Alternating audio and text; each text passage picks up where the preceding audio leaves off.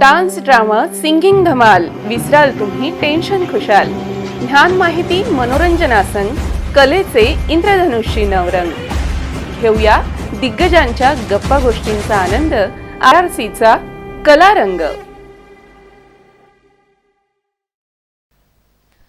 विविध कलांनी रंगलेल्या व्यक्तिमत्वांचा इंद्रधनुषी नवरंग RRCची मालिका कलारंग। कलारंगाच्या या भागात मी शालिनी आपले सर्वांचे स्वागत करते। दर्शकांनो, आपण या कार्यक्रमात चर्चा करतो अशा व्यक्तिमत्वासोबत ज्यांनी त्यांच्या क्षेत्रात आपल्या कलागुणांचा ठसा उमटविला आहे। आज आपण अशाच एका व्यक्तिमत्वासोबत चर्चा करणार आहोत ज्यांचे नाव आहे सागर चौथे। सर, मी RRCच्या वतीने आपले हार्दिक स्वागत करते। धन्यवाद। दर्शकांनो, अकोला येथील साम शिक्षण संस्थेचे संस्थापक संचालक सर आहेत आणि मागील 11 वर्षापासून ते शिक्षणाच्या क्षेत्रामध्ये सतत कार्यरत आहेत। सध्या शिक्षणाची भूमिका आणि समोर येऊन ठेपलेली आव्हाने या बाबतीत आपण सरांसोबत चर्चा करणार आहोत।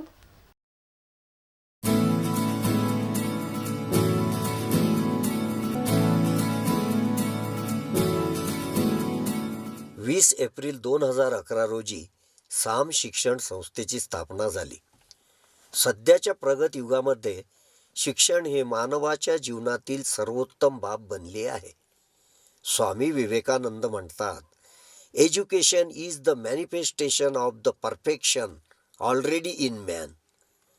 म्हणून सध्याच्या पिढीला उच्च शिक्षित असल्याशिवाय समाजात स्वतःचे स्थान निर्माण करणे केवळ अशक्य आहे। मात्र पालक वर्ग आपल्या पाल्यांना उच्च शिक्षित करण्यासाठी सदैव प्रयत्नशील आहेत। परंतु बहुतांश विद्यार्थी इयत्ता 9वी व 10वी मध्ये गेल्यानंतरच त्यांच्या अभ्यासाविषयी व करिअरविषयी जागृत होतात। पण त्यावेळेस विद्यार्थ्यांचे पायाभूत शिक्षण हे अपूर्ण राहिल्याने पुढील शिखर गाठण्यासाठी तो विद्यार्थी सक्षम नसतो। त्यासाठी साम अकॅडमीने इयत्ता नर्सरी ते 8वीच्या विद्यार्थ्यांना पायाभूत शिक्षण देऊन भविष्यातील आव्हाने पेलण्यासाठी समर्थ व सक्षम बनविण्याचे ठरविले आहे। बेसिक ग्रामर,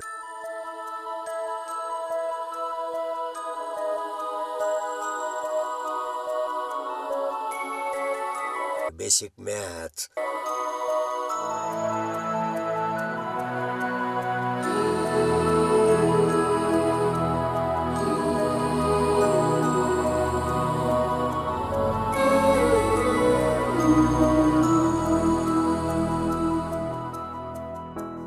फोनिक्स,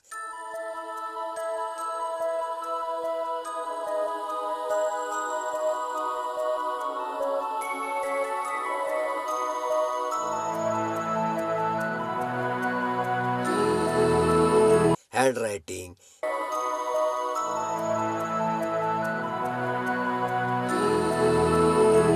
ॲबॅकस,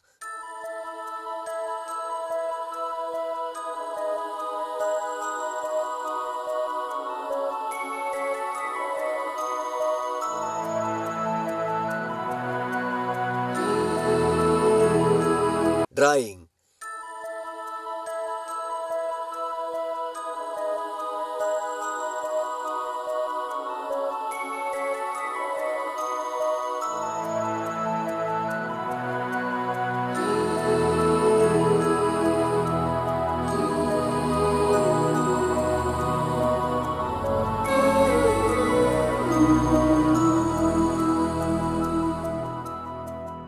इत्यादी कोर्सेसची निर्मिती करून विद्यार्थ्यांच्या शालेय शिक्षणातील पायाभूत समस्या दूर केल्या। तसेच गणित, विज्ञान, भाषा आणि इतर सर्व शालेय विषय नियमितपणे विद्यार्थ्यांना नाविन्यपूर्ण व सहज पद्धतीने शिकवून विद्यार्थ्यांमध्ये शिक्षणाविषयी अभिरुची निर्माण केली। परिणामी अभ्यासामध्ये अतिशय कमकुवत असलेले विद्यार्थी उच्च श्रेणीमध्ये उत्तीर्ण झाले। अनेक स्पर्धा परीक्षांमध्ये तसेच शालेय अभ्यासक्रमांमध्ये साम अकॅडमीचे विद्यार्थी यशस्वी झाले। विदर्भातील इयत्ता नर्सरी ते 8वी पर्यंत योग्य शिक्षण पद्धतीचा वापर करून CBSE व स्टेट बोर्ड या माध्यमाच्या विद्यार्थ्यांना शिक्षण देणारी साम अकॅडमी ही एकमेव शिक्षण संस्था आहे. विद्यार्थ्यांचा सर्वांगीण विकास साध्य करणे हेच साम अकॅडमीचे ध्येय आहे. तू बुद्धी दे, तू तेज दे, नवचेतना विश्वास दे. तू बुद्धी दे, तू तेज दे, नवचेतना विश्वास दे. जे सत्य सुंदर सर्वथा, जे सत्य सुंदर सर्वथा, आजन्म त्याचा ध्यास दे. तू बुद्धी दे, तू तेज दे, नवचेतना विश्वास दे.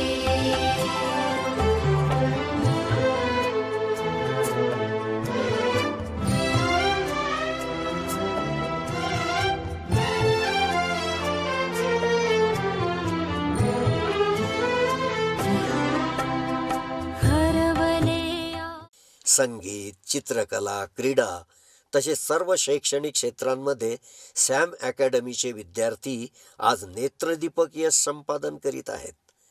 विद्यार्थ्यांना नुसतेच शिक्षित न करता त्यांचा शारीरिक, मानसिक व बौद्धिक विकास साध्य करणे हे साम अकॅडमीचे ध्येय आहे व राहीलही. धन्यवाद.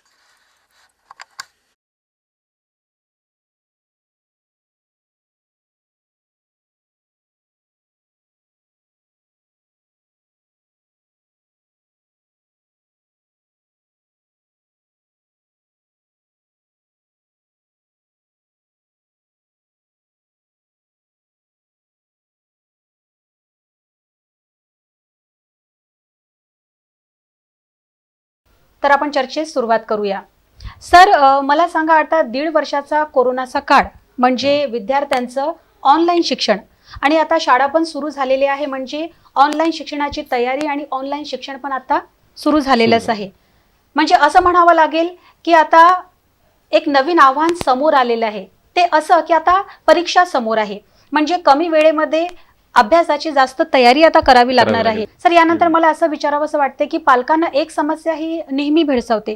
ती समस्या म्हणजे अशी की आतापर्यंत माझा मुलगा किंवा माझी मुलगी खूप हुशार होती, तिला चांगले पर्सेंटेज भेटायचे, पण आता ती मुळीच अभ्यास करत नाहीये. याच्या मागे नेमके कारण काय असावे? नाही, अतिशय योग्य प्रश्न आहे हा. आणि जवळजवळ सर्वच पालकांची ही समस्या झालेली आहे की काही सुरुवातीचं जे शिक्षण होतं त्यामध्ये विद्यार्थी खरंच लक्षपूर्वक शिक्षण घेतात, त्यांचा निकालसुद्धा हा समाधानकारक असतो, परंतु एका विशिष्ट वयानंतर विद्यार्थ्यांचं लक्ष शिक्षणामधून विचलित होतं आणि ते विचलित झाल्यामुळे त्यांचा अपेक्षित निकाल हा पालकांना मिळत नाही. याची काय कारणं असू शकतात? तर साधारणतः विद्यार्थी जे किशोरवयीन असतात, ज्यावेळेस विद्यार्थी 5वी, 6वी, 7वीपर्यंत हा आज्ञाकारक विद्यार्थी असा समजला जातो. त्याचं जग हे शिक्षक आणि त्याचे आईवडील इथपर्यंतच सीमित असतं. परंतु वयाच्या 13 वर्षानंतर त्या विद्यार्थ्याची ॲडोलसेन्स म्हणजे टीनेजर्स ही अवस्था सुरू होते. त्याच्यामध्ये मुलांचे काही हार्मोनल चेंजेस असतात, ते मानसिकदृष्ट्या सुद्धा त्यांच्यामध्ये फारसे बदल झालेले असतात आणि तिथून विद्यार्थ्याला स्वतःची स्वतंत्र विचारसरणी एक जन्माला येते. त्यामुळे तिथून विद्यार्थी हा एक स्वतः विचार करायला सुरुवात करतो. तो कुठल्याही सांगितलेल्या गोष्टीचं ॲज इट इज इम्प्लिमेंटेशन करत नाही, मग ते शिक्षकांचं असू देत किंवा त्यांच्या आईवडिलांचं असू देत, अशी एक स्वतंत्र विचारसरणी त्या ठिकाणी त्याची सुरू होते. त्याचबरोबर या वयापासून मित्रांचा एक इन्फ्लुएन्स, फ्रेंड्स सर्कल इन्फ्लुएन्स जो असतो तो सुद्धा विद्यार्थ्यांवर फार पगडा तयार होतो. मित्रांचा सुद्धा एक पगडा असतो आणि त्या वयामध्ये त्यांना आपल्या समवयस्क मुलांचं किंवा त्यांचं म्हणणं जे ज्या पद्धतीनं पटतं किंवा ते ज्या पद्धतीने त्यांच्या मनावर आक्रमक असतं, त्या कमतरतेनं किंवा त्याच्या कम्पॅरेटिव्हली मी म्हणेल की शिक्षक आणि पालक यांच्यापासून ते थोडे लांब जातात. तर अशा अवस्थेमध्ये विद्यार्थ्यांची संगत ही तुम्हाला सर्वात पहिल्यांदा तपासायची आहे. त्यांचे मित्रमंडळी कसे आहेत, ते कुठल्या दिशेने जात आहेत, ते कुठल्या प्रकारची चर्चा करत आहेत, कुठल्या प्रकारचे खेळ खेळत आहेत आणि हे सगळं करण्यासाठी मी पालकांना इतकंच सुचवेल की तुम्ही त्यांचे मित्र बना. तुम्ही जर त्या वयामध्ये विद्यार्थ्यांचे मित्र बनलेत तर कदाचित तो त्या सगळ्या गोष्टी तुमच्यासोबत सुद्धा शेअर करेल. आणि ही जी अवस्था आहे ही साधारणतः विद्यार्थ्यांची 16 ते 18 वर्ष वयोगटापर्यंत आहे. पालकांनी जर या वयामध्ये विद्यार्थ्यावर दडपशाहीचं अवलंबन न करता मित्रत्वाचं नातं संबंध प्रस्थापित केले तर मला वाटतं हे जे मुलं मुली आहेत हे मुलं मुली तुमच्याशी खरोखर जुळतील आणि यांच्या अभ्यासामध्ये ह्या सगळ्या गोष्टींचा परिणामकारक होऊन ते अभ्यासात सुद्धा लक्ष देतील, तुमचं म्हणणं सुद्धा ऐकतील आणि पालकांमध्ये आणि विद्यार्थ्यांमध्ये या वयामध्ये जो संघर्ष निर्माण होतो तो संघर्ष सुद्धा निर्माण होणार नाही असं मला वाटतं की पालकांनी या पद्धतीनं वाटचाल करावी. वा सर, खूपच छान. आपण खूपच छान सांगितलं की विद्यार्थ्यांचे मित्र व्हा, कारण की नैसर्गिकरित्या आपण जर पाहिलं तर व्यक्ती आपल्या आईबाबांना सुद्धा मनातली गोष्ट लवकर सांगत नाही, जी गोष्ट तो एका मित्राला सांगू शकतो. बरोबर सर? बरोबर. सर, आता पालकांच्या डोळ्यांसमोर तसे बरेच प्रश्न आपल्या पाल्यांच्या बाबतीत असतात. त्यामधील एक प्रश्न असा आहे की पाल्यांची स्मरणशक्ती कशी वाढवावी, याबद्दल आपण थोडंसं मार्गदर्शन कराल? योग्य प्रश्न आहे आणि हा सर्व मुलांना पडणारा आणि भेडसावणारा एक सामान्य प्रश्न आहे. यामध्ये असं असतं की बऱ्याचदा विद्यार्थी सांगतो की आईवडिलांना सांगतो की बाबा आई मी खूप पाठांतर केलं, माझं घरी असेपर्यंत सगळं व्यवस्थित लक्षात होतं, परंतु मी जसा अभ्यास परीक्षेच्या टेबलवर बसलो किंवा जसा एक क्वेश्चन पेपर माझ्या हातामध्ये आला त्या क्षणी मी ज्यावेळेस प्रश्न वाचायला सुरुवात केली तेव्हा मी हळूहळू मी पाठांतर केलेल्या किंवा मला अवगत असलेले सगळे उत्तरं मी विसरत गेलो आणि अतिशय मी तिथं गोंधळलो. यासाठी मी विद्यार्थ्यांना व पालकांना एकच सांगू इच्छितो की स्मरणशक्ती वाढवणे म्हणजे नेमकं काय असतं की ज्या गोष्टी आपल्याला आकलन करायच्या आहेत त्या आपण कुठल्या पद्धतीने आकलित करतो याविषयी तुम्ही कॉन्सन्ट्रेट व्हा, याविषयी तुम्ही थोडासा स्टडी करा की आकलन करताना जसं एखाद्या वेळेस एखादा विद्यार्थी एखादी स्टोरी ऐकतो आणि ती स्टोरी जर त्याला आपण एक साधारणतः 1 महिना कालावधीनंतर किंवा 1 वर्षानंतर सुद्धा जरी विचारली तरी तो विद्यार्थी ती गोष्ट आपल्याला अचूक सांगू शकतो. मग याच विद्यार्थ्याची बुद्धिमत्ता समान आहे. एखाद्या विद्यार्थ्याला तुम्ही सिनेमागृहामध्ये घेऊन जा आणि त्याला 3 तासांचा पिक्चर दाखवा आणि तो 3 तासांच्या पिक्चर मधला एखादा सिक्वेन्स तुम्ही त्याला पुढील 2 वर्षानंतर विचारा तरी सुद्धा माझी खात्री आहे तो विद्यार्थी तुम्हाला ते अचूक सांगेल. का सांगेल? कारण त्या ठिकाणी माध्यम बदलले आणि ज्यावेळेस तो ते ग्रहण करत होता त्यावेळेस हे मला लक्षात ठेवायचंच आहे ही भावना त्याच्या मनामध्ये नव्हती. त्याने पिक्चर पाहायला, लक्षात ठेवेल किंवा विसरून जाईल या भावनेने आणि या निखळ भावनेने त्यांनी पिक्चर पाहिला आणि सोडून दिला. परंतु ज्यावेळेस विद्यार्थी एखादा प्रश्न पाठांतराला घेतात किंवा एखादा घटक अभ्यासाला घेतात तेव्हा ते घेत असताना त्या घटकाची वारंवारता आणि सतत घोकंपट्टी करत राहतात की हे मला लक्षात राहिलं पाहिजे, हे मला लक्षात राहिलं पाहिजे. ज्यावेळेस तो हे ठरवून ते वाचतो की हे मला लक्षात राहिलं पाहिजे त्यावेळेस त्याच्या स्मरणशक्तीला कुठेतरी छेद जातो आणि त्या गोष्टी पाहत असताना तो 100% त्या घटकामध्ये आपलं लक्ष केंद्रित करत नाही. त्यामुळेच त्याला स्मरणशक्तीचे प्रॉब्लेम आहेत. मी एकच सांगेल की विद्यार्थ्यांना अभ्यास आणि प्रश्न आणि ह्या संकल्पना जर लक्षात ठेवायच्या असतील तर त्यांनी डिस्कशन्स मेथड वापरा. डिस्कशन्स मेथड ही स्मरणशक्ती वाढवण्यासाठी सर्वात उत्तम मेथड आहे. तुम्हाला एखादी गोष्ट जर कळत नसेल तर ती तुम्ही तुमच्या मित्रमंडळींमध्ये, तुमच्या आईजवळ, तुमच्या वडिलांजवळ, घरामध्ये इतर कुटुंब असतील, मोठे भाऊ बहीण असतील त्यांच्यासोबत ती गोष्ट चर्चा करा. त्या चर्चेअंती तुम्हाला ते सगळे मुद्दे पेपरमध्ये आठवतील. परीक्षा देत असताना तुम्हाला ते सर्व इत्थंभूत आणि क्रमवार सुद्धा लक्षात राहील आणि तुमच्यावर कुठलाही त्याचा बोजा येणार नाही असं मला निश्चित वाटतं.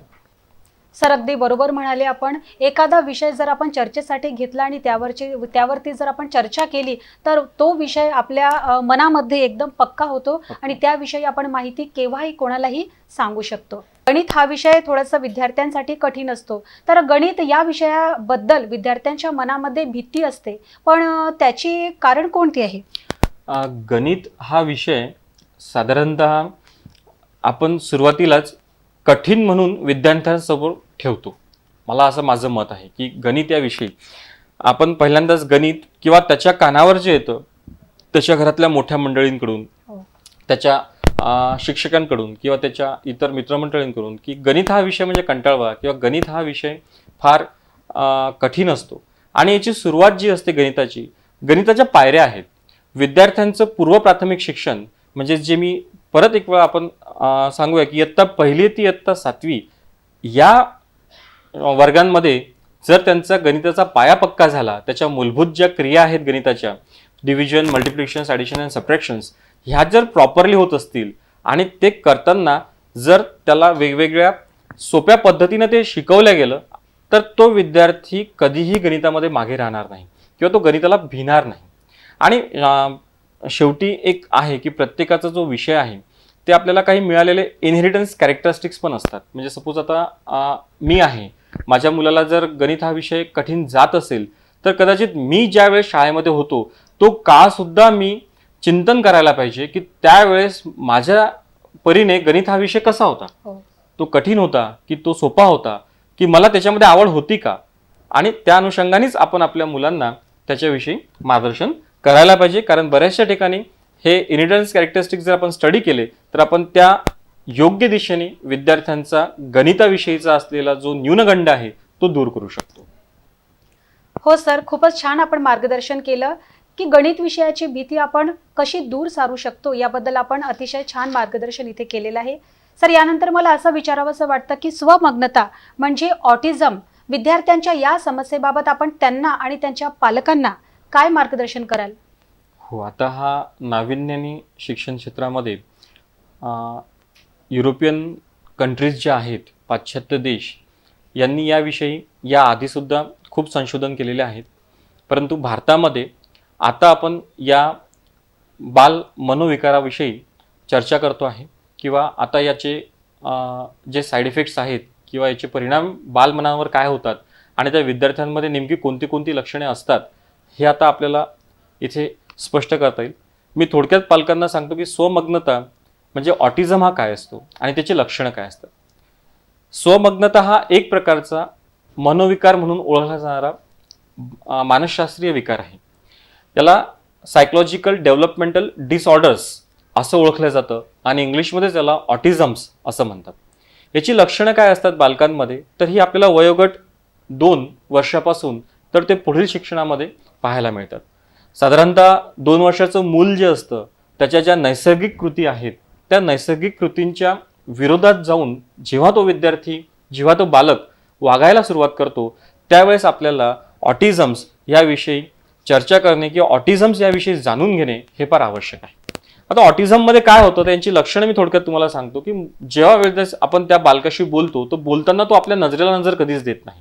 तुम्ही त्याच्याशी संवाद साधा 10 मिनिट, 20 मिनिट, अर्धा तास, तो पूर्ण संवाद होईपर्यंत तुमच्याकडे कधीच पाहणार नाही, फेस टू फेस तुम्हाला रिस्पॉन्स करणार नाही, तुमच्या नजरेत नजर मिळणार नाही. हा त्यातलं एक पहिलं लक्षण. दुसरं लक्षण, तो त्याच्या स्वतःतच मग्न असतो. एखादं मूल आपण म्हणतो की तो एकलकोंडा आहे, तो एकटाच राहतो, तो एकटाच खेळतो. साधारणतः मुलांची प्रवृत्ती अशी आहे की जर एका जागेवर तुम्ही 2 किंवा 2 पेक्षा जास्त मुलं जमा केलेत, एकत्रित आणलेत, तर सगळे मुलं हे मिळून खेळतात. तो त्याची वस्तू त्याला देईल किंवा त्याच्याकडनं एखादी वस्तू घेईल. पण ऑटिझमला इफेक्टेड असलेला जो मूल आहे याच्या बाजूला तुम्ही साधारणतः त्याचे चुलत भाऊ किंवा घरातील भाऊ किंवा शेजारील मुलं, अशा मुलांना जर एकत्रित आणलं तरी तो त्यांच्यामध्ये कधीही मिसळणार नाही, मिक्सअप होणार नाही. हे त्याचं दुसरं लक्षण. तिसरं लक्षण म्हणजे डोळ्यांची, हातांची. तो नैसर्गिकरित्यापेक्षा विचित्र हालचाली करेल. डोळे फिरवताना विचित्र डोळे फिरवेल, हातांच्या हालचाली करताना विचित्र करेल. हे त्याचं एक प्रामुख्याचं लक्षण आहे ऑटिझमचं. त्यानंतर त्याचे जे खेळ असतील तो एकट्यानेच खेळेल. त्याला मान्य नसेल की मला जर एखादी गोष्ट दिली तर ही गोष्ट मी कोणासोबत शेअर करेल, हे त्याला कधीच मान्य नसेल. आणि जर असं झालं, त्या बालकाच्या मनाविरुद्ध जर वागल्या गेलं तर तो आक्रमक होईल आणि मग त्याचा ॲग्रेसिव्हनेस काय राहील तर तो त्या वस्तू फेकून देईल, आक्रोश करेल, मोठमोठ्याने रडायला सुरुवात करेल. एकदा रडायला सुरुवात झाल्यानंतर तो थांबणार नाही बराच वेळ. ह्या सगळ्या गोष्टींचे लक्षणं त्याची आहेत. त्यानंतर एखादी गोष्ट आपण जेव्हा या बालकांना दाखवतो तर ती संपूर्ण गोष्ट म्हणजे ती संपूर्ण प्रतिमा एका दृष्टिक्षेपात कधीही बघत नाहीत. हा ऑटिझमचा एक सर्वात महत्वाचा मुद्दा आहे. त्या वस्तूचे भागांवर त्यांचं लक्ष केंद्रित होईल. म्हणजे आपण एखादी नवीन कार आणली आपल्या घराच्या शेजारी किंवा आपल्या घरी, तर आपण साधारणतः विद्यार्थ्यांना कौतुकाने घेऊन जातो किंवा त्या बालकाला कौतुकाने दाखवतो किंवा एखादी गोष्ट त्याला दाखवतो. तो काय करेल, तो त्या कारच्या चाकांकडेच पाहत राहील. मग तो 15 मिनिटं 20 मिनिटं त्याला तुम्ही सोडून द्या, तो त्याच्याकडेच पाहत राहील. हे सगळे लक्षणं जे असतात हे सगळे लक्षणं ऑटिझम्स याचे आहेत. आणि हे होण्याचे कारणं काय असतात, तर यालाही कारण एक महत्त्वाचं आहे, तो म्हणजे सायबर मीडिया, की ज्या विद्यार्थ्यांना, ज्या बालकांना फार लहान वयामध्ये आपण मोबाईल देतो आणि ते मोबाईलचं जे ॲडिक्शन असतं, त्या ॲडिक्शनचा जो रिझल्ट आहे इट इज द ऑटिझम्स. या मोबाईलमुळे होणारा हा जो परिणाम आहे हा म्हणजे ऑटिझम्स आहे. त्यामुळे मोबाईलपासून जेवढं बालकांना आपण लांब ठेवणार तेवढं आपण या सगळ्या अपायकारक गोष्टींपासून लांब राहणार असं मला वाटतं. खूपच छान सर, याविषयी अगदी सखोल मार्गदर्शन आपण इथे केलेलं आहे. सर, सध्या शिक्षणाच्या क्षेत्रामध्ये प्रामुख्याने आपण पाहिलं तर अध्ययन अक्षमता याविषयी चर्चा होताना दिसत आहे. अध्ययन अक्षमता म्हणजे काय आहे? आता हा जो प्रश्न आहे हा प्रामुख्याने आपण डिटेल स्टडी करायला पाहिजे, पण मी थोडक्यामध्ये तुम्हाला इथं सांगतो आहे की अध्ययन अक्षमता म्हणजे लर्निंग डिसॅबिलिटी. लर्निंग डिसॅबिलिटीज म्हणजे एखादा विद्यार्थी जेव्हा शिक्षणामध्ये मागे असतो तेव्हा तो नेमका कुठल्या घटकामध्ये मागे आहे. तर याचे काही प्रमुख प्रकार आहेत. जसं भाषिक अक्षमता, याला डिस्लेक्सिया म्हणतो आपण, की एखाद्या विद्यार्थ्यांना वाचन करताना काही शब्दच कळत नाहीत, त्याला बी आणि डी मधला फरक कळणार नाही, टी आणि एफ मधला फरक करणार नाही, याला आपण डिस्लेक्सिया म्हणतो. यानंतर त्यांना लेखन कौशल्यामध्ये येणारा अडथळा जो असतो त्याला आपण डिस्ग्राफिया म्हणतो, की या मुलांचं हस्ताक्षर इतकं अस्वच्छ असेल की ते आपल्याला वाचन सुद्धा करता येणार नाही, किंवा त्यांना सुद्धा त्यांनी लिहिलेलं वाचता येणार नाही, किंवा काही काही जे शब्द आहेत ते त्यांना गिरवताच येणार नाहीत. अशा पद्धतीनं याच्यामध्ये असतं. त्याचबरोबर याच्यामध्ये आणखीन एक डिसॅबिलिटी असते, ती म्हणजे डिस्कॅलिलिया. डिस्कॅलिलिया मीन्स त्यांना अंक आणि गणना याच्यामध्ये प्रॉब्लेम्स येतात. म्हणून जे विद्यार्थी, आताच आपण प्रश्न घेतला की विद्यार्थ्यांना गणित या विषयामध्ये काय समस्या असतात, तर त्याशी निगडीत हा आहे डिस्कॅलिलिया, की त्यांना मल्टिप्लिकेशन्स, डिव्हिजन, सबट्रॅक्शन्स, ॲडिशन्स ह्या 4 स्टेप्स करताना खूप प्रॉब्लेम्स क्रिएट होतात. प्लस त्यांना प्लेस व्हॅल्यूज ज्या असतात, म्हणजे जे स्थान असतात, एकक स्थान संख्या कोणती असेल, दशक स्थानी कोणती संख्या असेल, यामधला फरक ओळखणे किंवा त्याचे ऑपरेशन सॉल्व्ह करणे हे त्या विद्यार्थ्यांना जमत नाही. याला आपण अध्ययन अक्षमता असं म्हणतो. बरं सर, आता मला हे विचारायचं आहे की आपण सोशल फोबिया विद्यार्थ्यांच्या या समस्ये बाबतीत काय मार्गदर्शन कराल? बरोबर. सोशल फोबिया हा जनरली 100 पैकी 50 विद्यार्थ्यांना असतो. आता सोशल फोबिया म्हणजे एखादा विद्यार्थी घरी, प्रत्येक पालकांना ही गोष्ट जाणवेल की सर हा घरी सगळं काही छान करून दाखवतो, आम्हाला पोएम म्हणून दाखवतो, त्याचे स्पीच जर आम्ही घेतले तर स्पीच करून दाखवतो, आमच्याशी खूप मोकळा बोलतो, परंतु जेव्हा हा त्या घराच्या चौकटी बाहेर निघतो त्यावेळेस हा टीचर समोर बोलणार नाही. वर्गामध्ये त्याला उत्तर येत असेल तरी तो कधीही हात वर करणार नाही. एखाद्या वेळेस जर शाळेमध्ये एखादा प्रोग्राम असेल तर तो त्याच्यामध्ये कधी स्वतःहून सहभागी होणार नाही. खेळण्यामध्ये जर सपोज त्याला लिडरशिप हे त्याच्याकडे देण्यात असेल तर तो त्याला कम्प्लिटली रिफ्यूज करेल, नाही मी घेतच नाही. या प्रकारचं जे वर्तन आहे बालकांमध्ये, विद्यार्थ्यांमध्ये, याला सोशल फोबिया असं म्हटलं जातं. मग याला उपाय असा की पालकांनी, शिक्षकांनी अशा विद्यार्थ्यांना वारंवार सर्वांच्या समोर त्याला संधी देणे, हेतुपुरस्कर त्याला समोर बोलून त्याच्याकडून त्या गोष्टी करून घेणे आणि हळूहळू त्याच्या मनामधून भीती काढणे. कारण सोशल फोबियाचे जे केसेस आहेत या बालकांचं असं होतं, विद्यार्थ्यांचं, की हे तिथून मागे मागे पडत जातात आणि त्या साखळीमधूनच ते एक दिवशी बाहेर जातात. तर हा सोशल फोबियाचा फार मोठा दुष्परिणाम आपल्याला शालेय जीवनामध्ये पाहण्यास मिळतो. सर, अत्यंत महत्त्वाचं मार्गदर्शन आपण इथे केलेलं आहे. मला असं वाटते की सोशल फोबिया हा लहान मुलांसोबतच मला वाटते बऱ्याच मोठ्या लोकांना सुद्धा असू शकते. बरोबर सर? बरोबर. तर त्यासाठी आपण इथे खूपच छान मार्गदर्शन केलेलं आहे. सर, यानंतर मला असं म्हणायचं आहे की मुलांचा सर्वांगीण विकास हा अत्यंत महत्त्वाचा असतो, पण यामध्ये पालकांचा सहभाग हा कशा प्रकारे असावा, म्हणजे त्यांची भूमिका नेमकी कितपत आणि कशी असावी, या बाबतीत आपण काय सांगाल? विद्यार्थ्यांचा सर्वांगीण विकास याविषयी जर आपण बोलतो आहे तर यामध्ये त्यांचं बौद्धिक विकास, मानसिक विकास आणि शारीरिक विकास या तिन्ही घटकांवर प्रामुख्याने आपल्याला लक्ष दिलं पाहिजे. साधारणतः आता या स्पर्धेच्या युगामध्ये आपल्याला असं वाटतं की विद्यार्थ्यांचं गणित, विज्ञान, इंग्लिश हे विषय पक्के झाले पाहिजेत, जेणेकरून विद्यार्थ्यांना पुढील भविष्यात करिअर निवडताना त्याला उत्तम करिअर करता आलं पाहिजे. परंतु मला असं वाटतं की विकास साध्य करताना हा फक्त शैक्षणिकदृष्ट्या साध्य न करता त्याला शारीरिकदृष्ट्या सुद्धा तितकंच सक्षम करणं हे पालकांची एक मूळ जबाबदारी आहे. त्या विद्यार्थ्याची बौद्धिक विकासाकरिता आपण त्याचे जे छंद असतील ते छंद सुद्धा आपल्याला जोपासता आले पाहिजे. बऱ्याच वेळा काय होतंय की आपण शालेय अभ्यासक्रमावर भर देतो आणि मग त्या एखाद्या विद्यार्थ्याला गायनाची आवड असते किंवा एखाद्या विद्यार्थ्याला चित्रकलेची आवड असते, तर आपण साधारणतः त्याच्या त्या विषयांकडे दुर्लक्ष करतो किंवा त्याला प्रकर्षाने तो विषय तू करू नको, त्याऐवजी तू गणित विषयाला वेळ दे असं आपण नकळत कुठेतरी सांगतो. आणि हे सांगितल्यामुळे त्या विद्यार्थ्यांमध्ये त्या शिक्षणाविषयी किंवा त्यांच्या आपण जो विषय त्यांना करण्यास सांगतो आहे त्याविषयी कुठेतरी निगेटिव्हिटी एक जन्माला येते आणि हळूहळू विद्यार्थी निगेटिव्ह होत जातो. त्यामुळे मला असं वाटतं की जर विद्यार्थ्यांचा सर्वांगीण विकास पालकांना करायचा असेल तर त्याच्या सर्व बाजूंनी विचार करा आणि त्याचे छंद जोपासा, त्या विद्यार्थ्यांची आवड जोपासा, त्याचं म्हणणं ऐकून घ्या, त्याला ज्या क्षेत्रामध्ये कार्य करायचं असेल त्या क्षेत्रामध्ये त्याला कार्य करू देत, तरच आपण विद्यार्थ्यांचा सर्वांगीण विकास करू शकतो.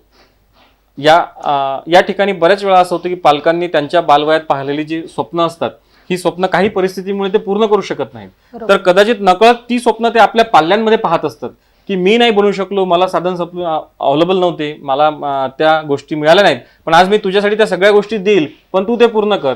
परंतु निश्चितच त्याचं स्वप्न हे वेगळं असेल, त्यामुळे पालकांना ह्या गोष्टी कराव्या लागतील. खूपच छान सर.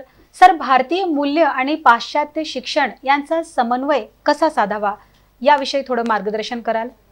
हा फार प्रत्येक पालकांच्या जिव्हाळ्याचा प्रश्न आहे जो तुम्ही इथं विचारलेला आहे. कारण आज प्रत्येक पालकाला काळाची गरज म्हणून का होईना त्यांना प्रत्येक विद्यार्थ्याला इंग्लिशमध्ये तरबेज करायचं आहे. कारण त्यांना असं वाटतं की इंग्लिश ही कम्युनिकेशन्सची विंडो आहे किंवा it's the window of educations. जर तुम्हाला शिक्षण घ्यायचं असेल किंवा सक्सेस व्हायचं असेल तर तुम्हाला इंग्रजी येणे हे फार गरजेचं आहे. म्हणून मग आपण इंग्रजी माध्यमांच्या शाळांमध्ये विद्यार्थ्यांना प्रवेशित करतो आहे. ज्यावेळेस आपण या इंग्रजी माध्यमांच्या शाळांमध्ये प्रवेशित करतो आहे किंवा इंग्रजी ऑथर्स, रायटर्स यांचे बुक्स ज्यावेळेस विद्यार्थ्यांच्या अभ्यासामध्ये येतात, तेव्हा साधारणतः ब्रिटिश संस्कृतीचा पगडा हा त्या अध्यापनाद्वारे किंवा त्या घटकांद्वारे विद्यार्थ्यांच्या मानसिकतेवर होणारच याविषयी संदेह नाही. आणि जे त्या विद्यार्थ्यांनी ॲक्युम्युलेट केलं आहे, आत्मसात केलं आहे, तो ते विद्यार्थी सहजासहजी सोडणार नाही. मग या ठिकाणी काय होतंय की मुलांना इंग्रजी पण आली पाहिजे, परंतु घरी आल्यानंतर त्यांनी भारतीय संस्कार पण अवलंबले पाहिजे. मग या दोघांचा संघर्ष कुठेतरी सुरू होतो. मग त्यामुळे ज्यावेळेस त्याला